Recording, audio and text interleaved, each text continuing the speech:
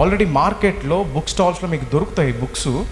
అవి 30 years అప్పుడున్న పిల్లల మెంటాలిటీకి తయారు చేసిన బుక్స్. నో అప్డేషన్, అవి అప్డేట్ అవ్వలేదు. మీ అందరికి తెలుసు అప్డేట్ అంటే ఏంటో చెప్పాలి. ఒకప్పుడు ఎర్ర బటన్ పచ్చ బటన్ అనే ఫోన్లు ఉండేవి. వాళ్ళందరికీ వచ్చు పల్లెటూరులో. ఎర్రది నొక్కితే ఆపేస్తామా, పచ్చది నొక్కితే హలో అనొచ్చా, హలో.